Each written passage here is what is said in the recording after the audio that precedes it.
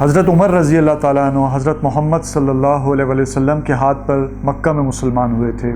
ہجرت کے بعد آپ نے تمام بڑی جنگوں میں حصہ لیا تھا، اور جب آپ خلافت کے منصب پر فائز ہوئے تو اس وقت پورے جزیرۃ العرب میں سیاسی استحکام آ چکا تھا۔ پورا جزیرۃ العرب آپ کی کمانڈ میں متحد تھا۔ مسلم فوج کا مورال بہت ہی بلند تھا، اور اب ان کی نظریں اس طرف مبذول ہو گئی تھیں کہ وہ کیسے اپنی سرحدوں کو وسیع کریں۔ ادھر میں آپ کو عرب قبائل کی ایک نفسیات بتاتا چلوں کہ قبل از اسلام یہ عرب قبائل ایک دوسرے کے اوپر حملہ آور ہوا کرتے تھے اور ایک دوسرے کے اثاثے چھین لیا کرتے تھے، مگر کیونکہ اب جزیرۃ العرب کے اکثریت قبائل جو ہے مسلمان ہو چکے تھے تو مسلم امہ کا حصہ ہونے کی وجہ سے وہ ایک دوسرے کے اوپر حملہ آور نہیں ہو سکتے تھے، لیکن ان کے اندر فائٹنگ کا یہ جو نیچر تھا وہ ابھی بھی موجود تھا۔ اسلام نے ان کے اس فائٹنگ نیچر کو چینلائز کیا اور اس کو دین کے غلبے اور نفاذ کے لیے محدود کر دیا۔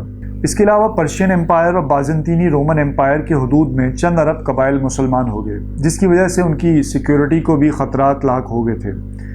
تو اس وجہ سے کہ مسلم قبائل آپس میں لڑ نہ پڑیں اور دوسرا ان نئے قبائل کو سیکیورٹی بھی فراہم کرنی تھی، تو حضرت عمر رضی اللہ تعالیٰ عنہ کے دور میں مجاہدین کو شمال کی طرف بھیجا گیا۔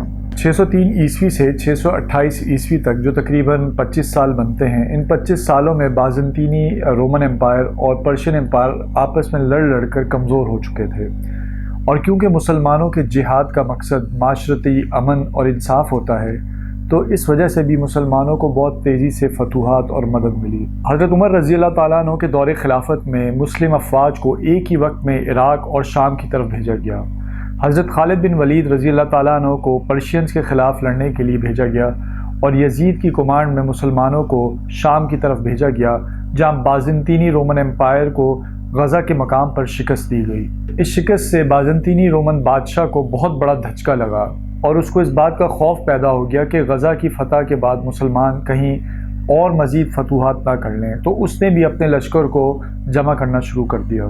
یروشلم سے 30 کلومیٹر دور اجندین کے مقام پر مسلمان اور بازنطینی فوج کا پھر سے آمنا سامنا ہوا۔ اس میں مسلمانوں کو فتح ملی، اور جو بقیہ بازنطینی فوج تھی وہ یروشلم کے قلعوں میں جا کے چھپ گئی۔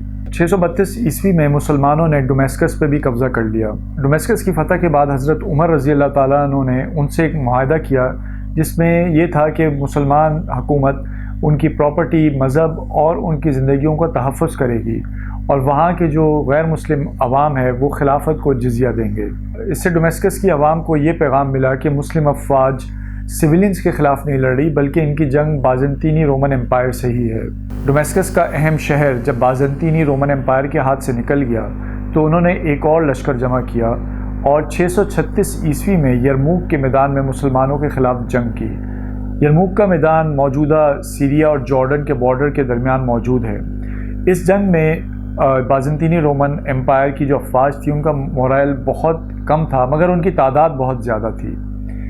638 عیسوی تک مسلمانوں نے مکمل شام پر کنٹرول حاصل کر لیا، اور اب انہوں نے رخ مصر کی جانب کیا، جہاں بازنطینی رومن امپائر مصر کو کنٹرول کر رہی تھی، اور 642 یعنی 642 عیسوی تک مسلمانوں نے مصر کو بھی مکمل فتح کر لیا۔ شام جو کہ کبھی بازنطینی رومن امپائر کا حصہ تھا، اب مسلم خلافت کا ایک صوبہ بن گیا۔ لوکل شامیوں کے لیے زندگی میں کوئی زیادہ تبدیلی نہیں آئی، اور ان کو مذہبی آزادی بھی حاصل تھی۔ سول ایڈمنسٹریشن کے مسائل کو حل کرنے کے لیے حضرت عمر رضی اللہ تعالیٰ عنہ مدینہ سے شام گئے۔ وہاں پر انہوں نے حضرت خالد بن ولید رضی اللہ تعالیٰ عنہ کو ان کے عہدے سے ہٹا دیا، تاکہ مسلمان اپنی فتوحات کی وجہ حضرت خالد بن ولید کو نہ سمجھیں، بلکہ اللہ کی مدد پہ ہی وہ یقین رکھیں۔ دوسری طرف حضرت عمر رضی اللہ تعالیٰ عنہ نے حضرت معاویہ رضی اللہ تعالیٰ عنہ کو شام کا گورنر مقرر کیا۔ ایک عرب عیسائی پیٹریارک سوفرونیس نے حضرت عمر رضی اللہ تعالیٰ عنہ کو یروشلم شہر کا دورہ بھی کرایا۔ سوفرونیس گریک آرتھوڈاکس چرچ جو کہ یروشلم میں تھا اس کے مذہبی رہنما تھے۔ جب یروشلم مسلم خلافت کے زیر اثر آیا تو 500 سالوں میں پہلی دفعہ یہودیوں کو اجازت ملی کہ وہ یروشلم میں آ سکتے ہیں۔ اس سے قبل بازنطینی رومن امپائر کی طرف سے ان پر پابندی تھی، کیونکہ مسلمان جوز اور کرسچنز دونوں کو اہل کتاب مانتے ہیں، تو اس لیے انہوں نے ان میں کوئی تفریق نہیں کی۔ حضرت عمر رضی اللہ تعالیٰ عنہ نے ٹیمپل ماؤنٹ کی صفائی کی، اور ادھر انہوں نے ایک مسجد کی بھی بنیاد رکھی۔ جیسے کہ پہلے ذکر کیا جا چکا ہے کہ حضرت عمر رضی اللہ تعالیٰ عنہ کے دور خلافت میں مسلم افواج ایک ہی وقت میں पर्शियन एम्पायर से भी लड़ रही थी और बाज़ंतीनी रोमन एम्पायर से भी लड़ रही थी। तो पर्शियन एम्पायर की तरफ हज़रत साद बिन अबी वक्कास रज़ी अल्लाह ताला अन्हु ने उनको शिकस्त दी कादसिया के मैदान में, और 637 ईस्वी में मुसलमानों ने उनके मरकज़ी शहर स्टेसिफोन के ऊपर भी कब्ज़ा कर लिया। स्टेसिफोन का अहम शहर जब पर्शियन एम्पायर के हाथ से निकल गया तो उनके पास से इराक़ का कंट्रोल भी मुकम्मल निकल गया। हज़रत उमर रज़ी अल्लाह ताला अन्हु ने मुजाहिदीन को ये हुक्म दिया कि वो इराक़ तक ही महदूद रहें, क्योंकि आगे की जो टेरेन है जो कि पर्शियन एम्पायर के कंट्रोल में थी उससे अरब कबाइल ज़्यादा वाकिफ़ नहीं थे। मुसलमानों के इन इलाकों पे कंट्रोल हासिल करने से जहाँ यहूदियों को रिलीफ मिला, वहीं ग्रीक ऑर्थोडॉक्स क्रिश्चियंस के जो मुखालिफ फ़िरके थे उनको भी रिलीफ मिला। इस तरह वो इलाका जो पर्शियन एम्पायर के कंट्रोल में था और अब मुसलमानों के कंट्रोल में आ गया था, उधर नेस्ट्रो क्रिश्चियंस को भी रिलीफ मिला, क्योंकि इससे कबल पर्शियन एम्पायर जो कि ज़रतश मज़हब से ताल्लुक़ रखते थे उन्होंने उनके ऊपर पाबंदियाँ लगाई हुई थी। मुसलमानों की इन फतूहात की वजह से बेपनाह माल गनीमत मुसलमानों को मिला, जिससे खिलाफत भी मुस्तहकम हुई माशी तौर पर और एक आम मुसलमान भी मुस्तहकम हुआ।